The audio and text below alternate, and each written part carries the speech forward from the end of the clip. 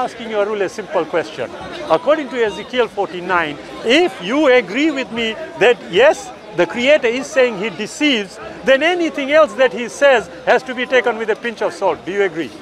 Shabir, is it my turn now? Your turn. Good, thank you. Shabir, I thank you very much that in the 5 minutes or maybe 10 minutes of your response, I do not see, apart from the last half a minute or so, I don't actually see a proper response to the point that I raised, which is keeping oaths. Duress is the only explanation I saw there, nothing else. And you, of course, because you couldn't answer the question I am raising, you're going all over the place, bringing in the idea of deception. I'm willing, by the way, I'm very, very willing. I had that with Shamsi the other day. I'm willing to have a debate with you, Shabir, on deception, Islamic Allah versus Yahweh. Very, very open. Let's do that maybe next time you're here. Let's try and do that. But that is not the point of conversation here. Muhammad with his wives, no duress involved, even if you think duress is an excuse. Here we're talking about his wives, no duress involved.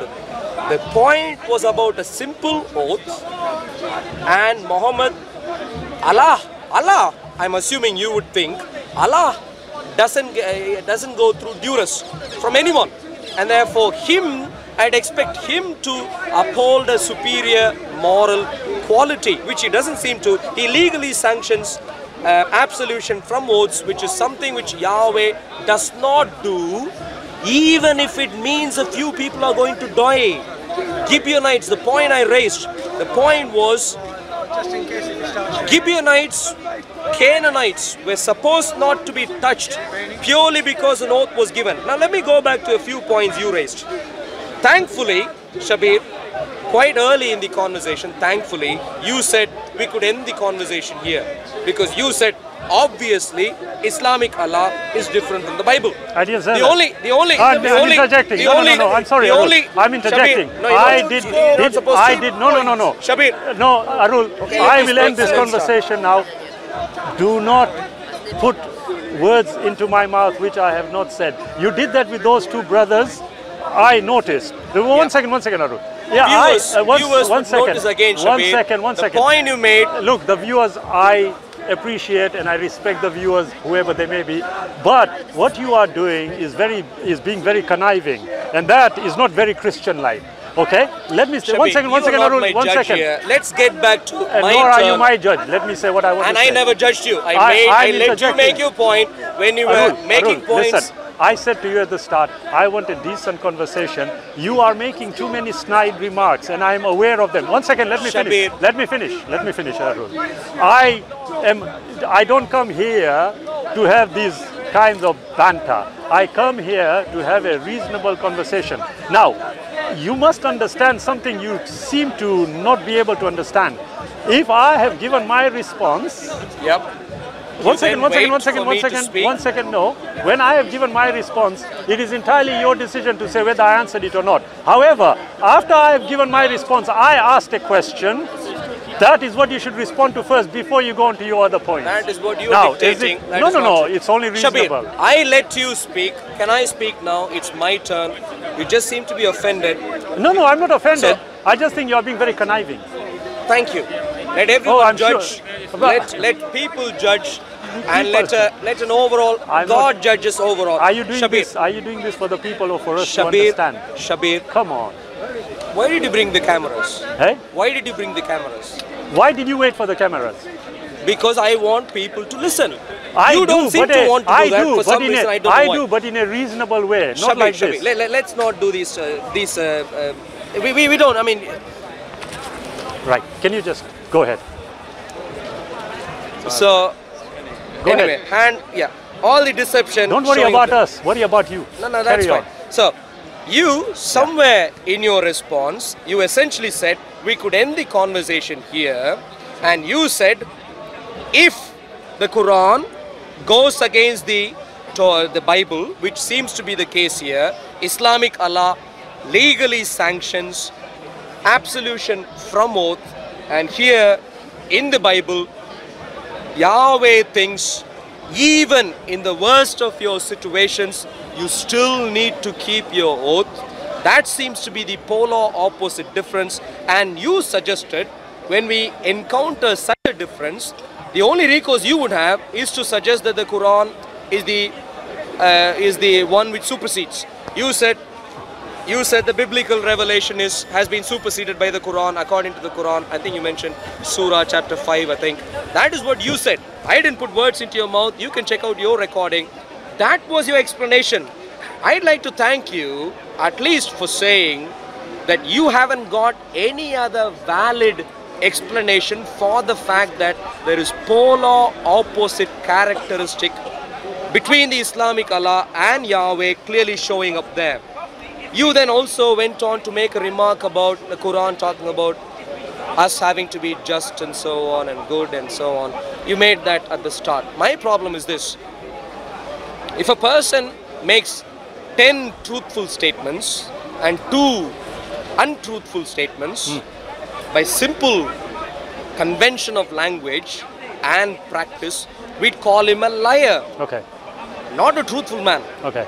The moment you have one immoral attribute, and in this case that being absolution of oaths, i.e. not having to keep your word, if that is what is coming from Islamic Allah, we could go through all other attributes a bit later. The moment we see this, we already see an immoral Islamic Allah who can't be reconciled with the Yahweh of the Bible. You also said Islamic Allah might have suggested this. I don't think you made this point quite in this way, but you were talking about whatever Islamic Allah said was for our benefit, not for his benefit, not for the benefit of the Creator and so on. Absolutely, that is not the point here. I'm not asking who benefits from what. All that I'm asking is, what is the characteristic of Islamic Allah versus the characteristic of Yahweh? Islamic Allah seems to be quite casual with, even for simple things about this lady and that lady, even for simple things like that, he seems to be quite alright with people not keeping their word. I'm sorry, and Arul, I'm saying Arul, Yahweh does not allow that to happen. Okay, no problem. In other words, one second, Arul. You are taking too much time. But making sensible comments not at all. They are illogical. Islamic Allah Can we just is restrict polar it? opposite to Yahweh. Okay. You haven't given a reasonable explanation as to why this is the case. I could suggest, if you just give me one moment, I could suggest why this is the case. 1 minute. No. It's my. I could suggest why this is the case, and the suggestion that I have is, the God of the Bible, with all his signs and wonders, is the only true God who cares about morality. Islamic Allah, on the other hand, doesn't seem to have a proper standard of morality. In this particular case, not caring to stick to his word. Therefore, I earnestly invite you to come to the one who has a superior moral standard, Yahweh. Islamic Allah would not even keep his word in regards to you going to heaven. Forget about him. Come back to Jesus. Now, you see, Arul, you made so many points, but the ones that I would really like to respond to are the ones that are appropriate to the conversation. I said to you very clearly,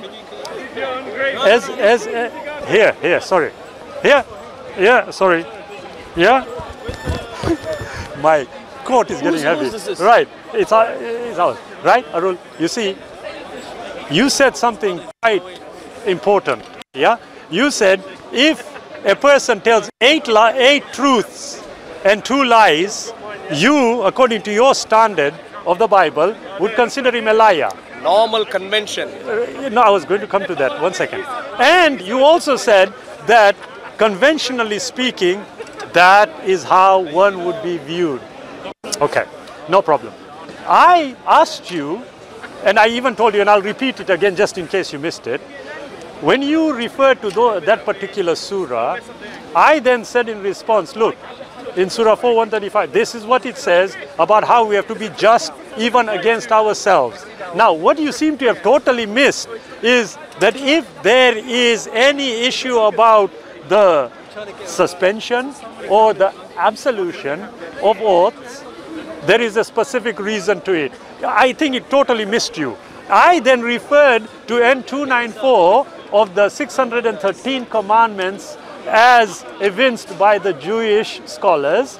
They say that it is not a sin if you are going to be accused of a sin which was done under duress. Now I then said to you, wait a minute, Arul, if you are saying 8 truths and 2 untruths makes the person by convention a liar, I then said to you, okay, Ezekiel chapter 14 verse 9 says that God directly deceived.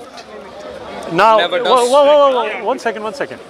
God directly deceived. I'll read it again for the purposes of clarification. Show me, just because you brought that up, Shabir, show me one person in the Bible who God deceived. Arul, one person, Arul, please. calm down. I didn't interject. Now I've told you very clearly. I am asking you, and I get, brother, is there a problem? Are you talking to me or are you talking to him? Yeah, I'm right. Oh, okay, that's fine. Ezekiel 14:9. Brother, I know I'm disturbing you, but can you just pull up the word invade again?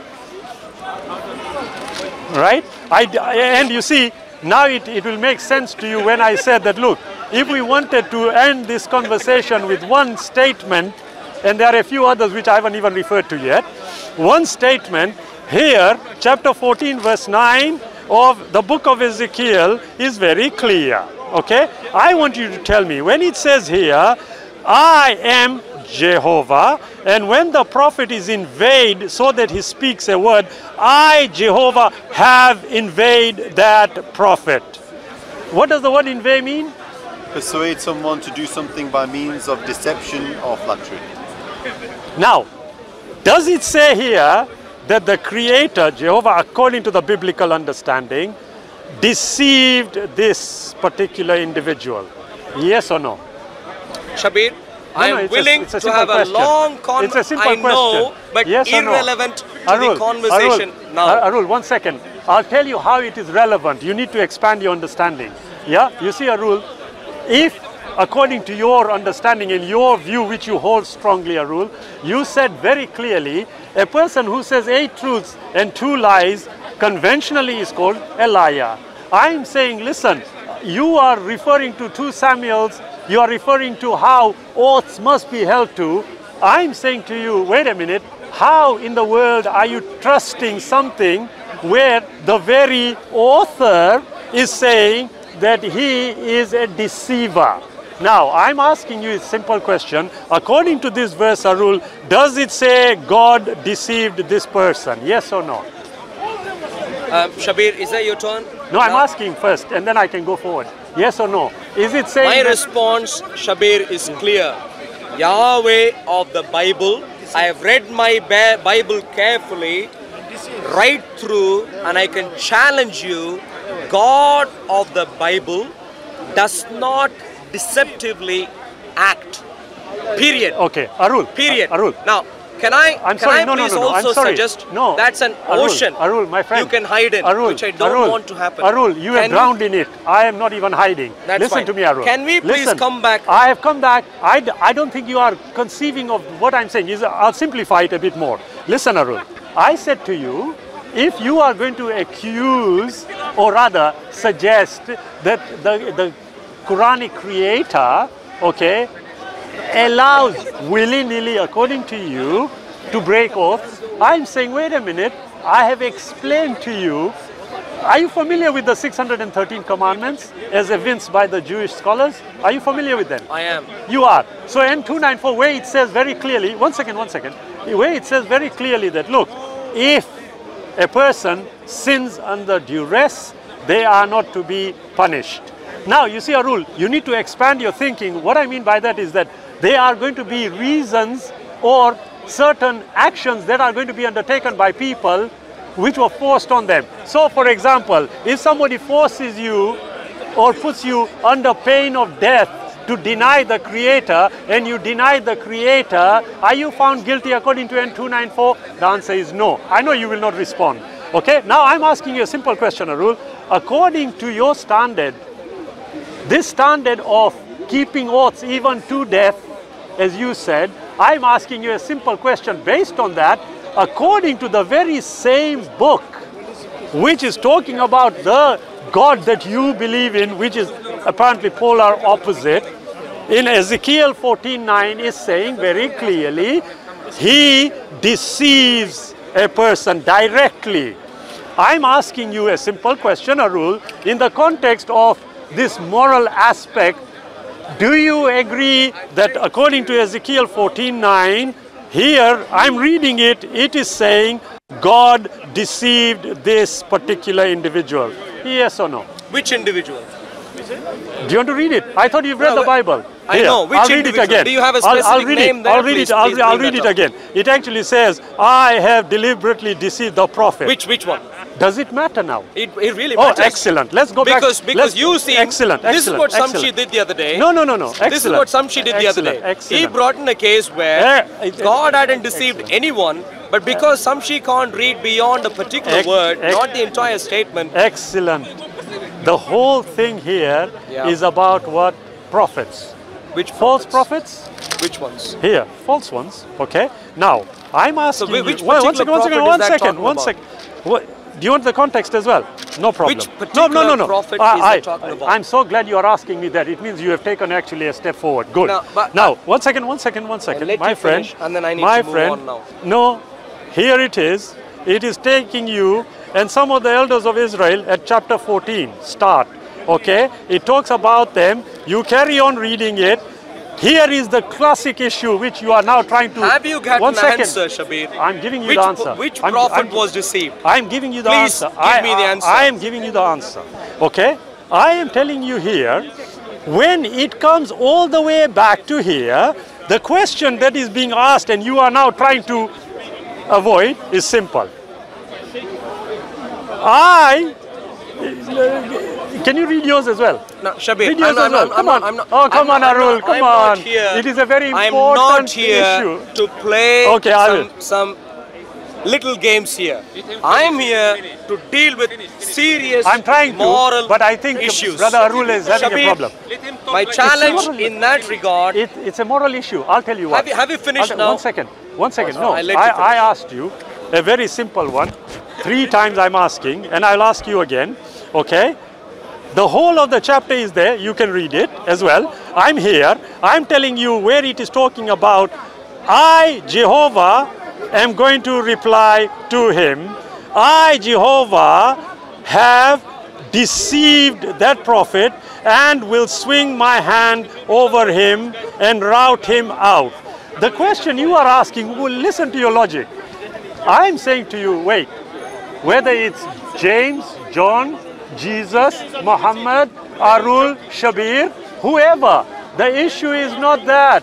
The issue is, does it say that he, God, is the one deceiving? Yes or no? Is that an end of your turn? No, I'm asking a question. No, you're asking me many questions. I haven't asked you, I've only asked you one. Does it say here? Does it say here? Because you are not answering. You keep going all over. No, you make your points and then let me respond. Please, Arul, you have been accustomed to having these kinds of discussions.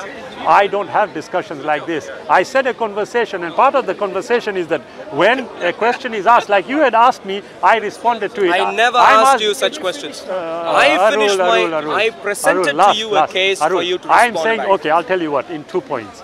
Number one, I gave you a very clear indication of what the Creator is saying to us. If you want to misconstrue it, that's entirely your decision about the Quran in Surah 66. Okay, one second, let me finish. Yeah, I now am saying to you, look, whatever basis of morality you seem to hold as being superior from the Bible, I am saying to you, look, according to the standards of the Bible, everything, unfortunately, is a total fail. Why?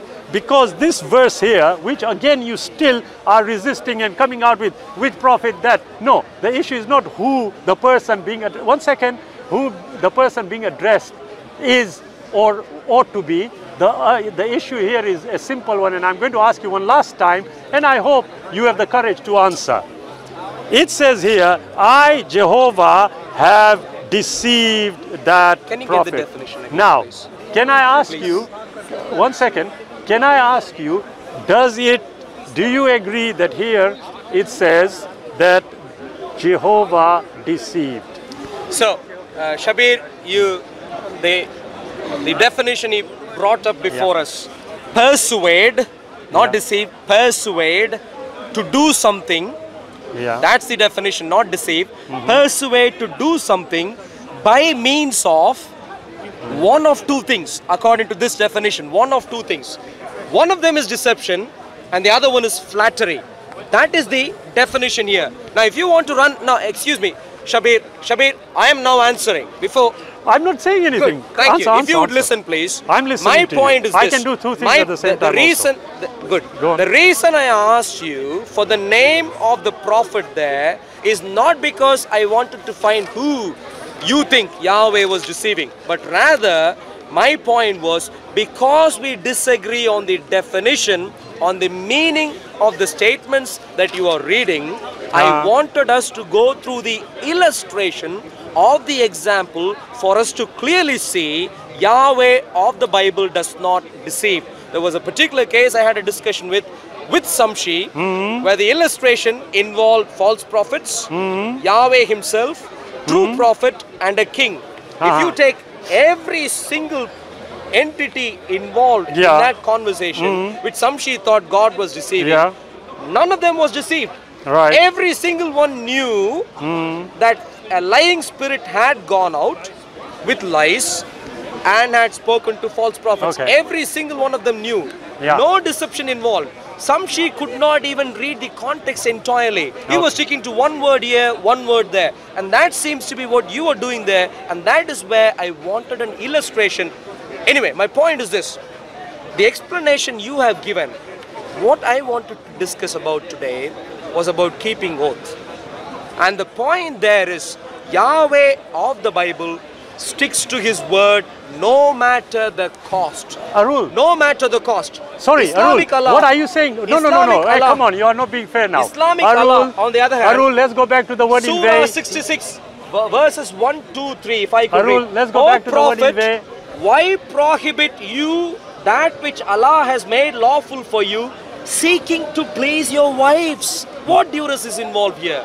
No duress is involved. I'm not saying under duress you can lie. I'm not saying under duress you can break your oath. I'm not suggesting that at all. Yahweh never suggests that to happen. But all that I'm saying is purely because you brought duress into the picture, I'm just clarifying to you clearly there is no duress involved. This is a domestic issue between a man and a couple of his wives. That seems to be the problem. No duress involved unless you're going to suggest Aisha threatened to kill Muhammad or some other wife of Prophet Muhammad threatened to kill him. If that is what you're going to suggest, that's fine. Allah has made lawful for you, lawful, legal for you, absolution from your oaths, and Allah is your protector. And it goes on to say, when the Prophet confided a fact to one of his wives, and when she afterwards divulged it, and Allah informed him of it, he made known part of it and passed over part. The point here is, if you both turn to Allah repentant, what is repentant according to him? Not having to keep your oath is repenting. To me, that's a weird definition of repentance, and that is a weird moral character which is of God. And therefore, my suggestion, Shabir, is instead of you trying to get all your dictionaries and all that, I'm willing to have a long conversation. I'm willing to have a long conversation of whether Yahweh of the Bible is a deceiver or if Allah is the greatest of deceivers, Islamic Allah. I'm willing to have that long conversation, but not today. The point today is keeping oaths. Islamic Allah doesn't care to. He advances the idea of not keeping it. Yahweh wants people to keep it. He is the only true God. Islamic Allah either does not exist or is subhuman in moral character. Arul, please stop preaching so much. Okay, listen. I said very quickly, we are going to conclude now. I think it's, all I said to Brother Arul was if the foundation is totally destroyed, then anything above it is just pie in the sky, respectfully. Now, this one, okay. Now, here is what I said. What Brother Arul tried, he tried a quick one, and I don't blame him, he had to. He quickly asked you to bring up the thing, the definition. And he then used the other words, apart from deception, he used the other words which according to him may apply to that. And I said Ezekiel 14:9, I'm going to read it again. All I want you to do is respond now, okay? It's a very simple thing, okay? It says here, and if the prophet be deceived and speak a word, I, the Lord, have deceived that prophet. Now, do you agree that the word here is deceived?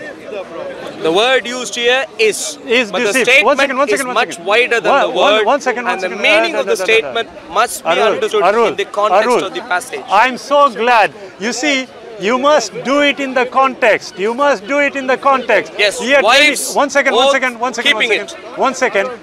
When it comes to Islam, as I had said earlier on, I said, look, you need to understand. Just reading like this doesn't work. However, what you cannot escape from right now is, does it say here, God deceived the prophet? Yes or no? No, it's a wider statement. Does it say God deceived according to this? No, it's a wider statement. Let me read it again and tell me if my English is correct. I, the Lord, have deceived the prophet. I, the Lord, have deceived. What does that mean? I'm asking. Can you please make your point? I, the Lord, what does I, the Lord, have deceived mean? Can you please make your point? Arul, I'm asking you a simple question. It's English. I, the Lord, have deceived. What does it mean? Deceived. So, what does it mean? Shabir, let's not play simple games here. The fact of the matter, respectfully, I would say one thing. Go and learn a bit more and then we'll have a conversation. Thank you very much. Yeah, but Shabir, because, one second. That's fine. Because, Arul, I've asked a simple question and all I want is a simple answer before we conclude. Does it say, I, the Lord, deceived? That's not the nature of any conversation, Shabir. Does it say, I, the Lord, deceived? Shabir, thank you. A simple point here is that you don't seem to know how to read a statement in its context. Now, obviously, we disagree on this particular regard. I challenge you for a detailed debate. And when we do that, I encourage you to bring examples of a few people who God Yahweh deceived, and we could deal with those detailed cases. Yeah, that's fine. Arul, I tell you what, you have, respectfully, you have said something very sensible now. Listen, you know what you did? I'm going to say. I'm not asking you for your comment on your evaluation. You seem to jump up and down in terms of your evaluation. I followed you. I'll go with you. Yeah, I said to you, Arul, you have come up with a very good idea now, honestly. Now, yeah, no, but before that, can we please finish up what we're doing now? We've already concluded. God is a deceiver according to the Bible. The conclusion is Islamic Allah does not keep His word. Yahweh, you are entitled to that opinion. Keeps His word. This is not my opinion. This is straight from your Quran and straight from my Bible. How can it be when Ezekiel 49 says he deceives? Come involved. On. Yeah. Okay. About deception, I'm willing to have a long conversation. I'll tell you what. When we do that, by all means, bring an example of a person who Yahweh deceived, and then we can see what the nature of the dynamic involved is, and then talk about that. Okay, I'll tell you what we'll do, Arul. Yeah, I'm going to conclude. Look, I respectfully would say that anyone who has, and I don't mean this about you, anyone who has any logical approach, an intelligent approach to subject matter would actually address the matter in detail rather than doing what our brother here just did by referring to one verse. He didn't pay any attention to the verses I had brought up, which clearly are potentially conflicting, but it means that you need to understand what and how oaths ought to be administered. Okay? Now, I can say very clearly that, look, if you are going to take the Quran as the basis for understanding, then I would equally want to take the Bible as a basis for understanding, and in that regard, I said to Arul very clearly that according to the Bible, it's very clear. I read the statement from the Bible that God deceives. Now, if according to the verses, and there's only one, there are many others we can address, but what I would not I would not want to do, as Arul has done, is just take one, sometime totally out, and he did refer to the context, totally out of context. I do know one thing, that if we have a detailed discussion, subject matter chosen and subject matter will be abided by, rather than what Arul did quickly, came here and changed the whole goalpost. I forgive him for it anyway, yeah?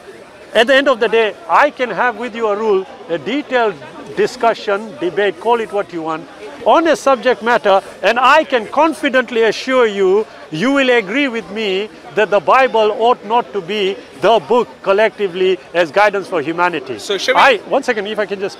Yeah, so what I want you to do, Arul, agree with me a particular topic and don't change it midway. I did not change no, you changed it totally when you came. Nature, moral nature of God, and I specifically chose... Arul, Go on, we had agreed legal elements. The video is up, and you came... check up the video. Nature of God. Nature of God is an expression I used. No, I said it should have been a collective one. Yeah, I'll tell you why, brother. You see, he went specific. Honestly, I can take this and ride with it, hold it. But I don't want that. We want to come to a common understanding. Worst case, there has been a misunderstanding. Possibly, no, not worst case. But best no case, misunderstanding. You changed the goalpost. I disagree with you. You are entitled to morality, that. Yeah. Torah versus Sharia, nature of God, Yahweh versus Islamic Allah. Right. Are the statements, are the expressions I used. You can check up the video later. But if you have a grievance there, I'm willing to concede by saying, you know what, in a communication between human beings, there is a chance that things could have been misunderstood. Not at all. I'm willing to have a more detailed sort of definition this time. Yeah. But just to quickly add, let's read this. What have you done now? What does Yahweh say? Ezekiel 14, 8, 9, 10. I will set my face against that man and make him a sign and a proverb. I will cut him off from the midst of my people. This is in regards to the one you think Yahweh intends to deceive.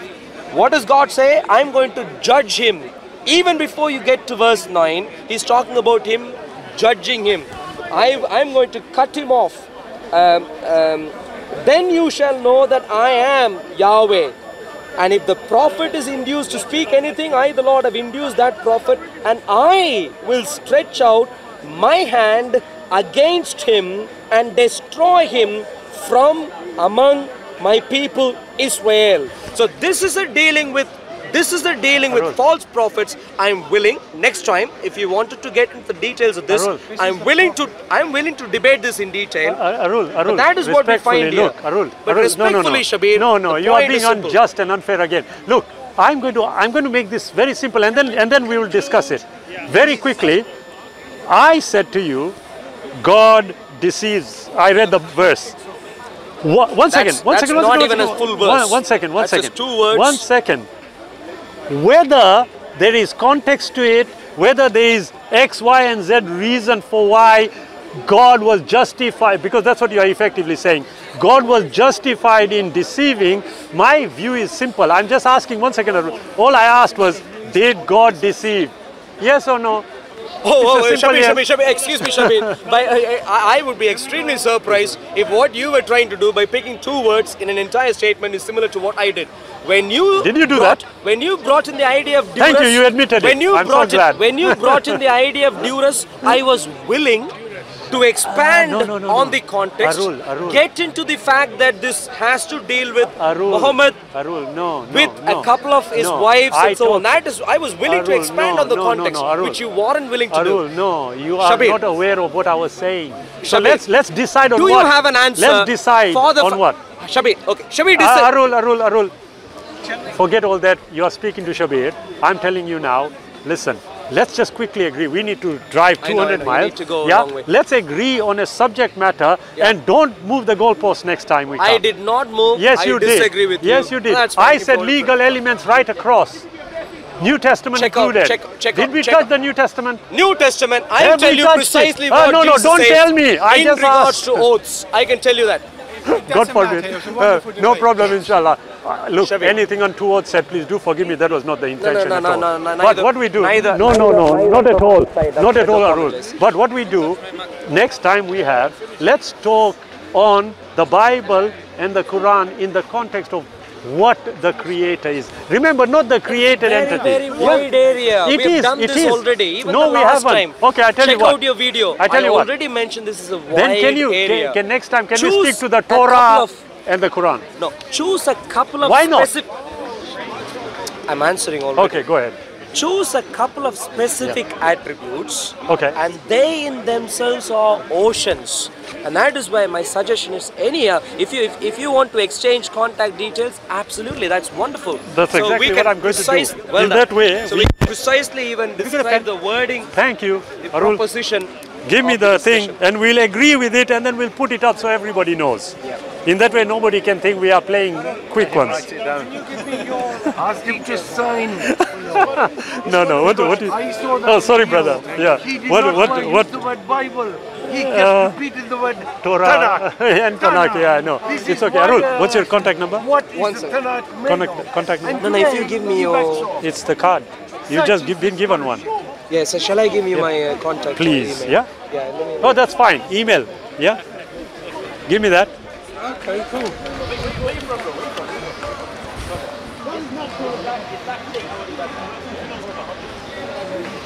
Oh, thank you.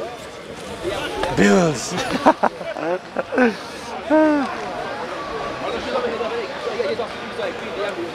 Wonderful debate, guys. Oh, thank you. God bless you, yeah? Likewise. Yeah, all one Oh, word, no. Shabir. Liverpool are losing. No, you're joking. They are losing 1-0. No, they come back. Who's losing?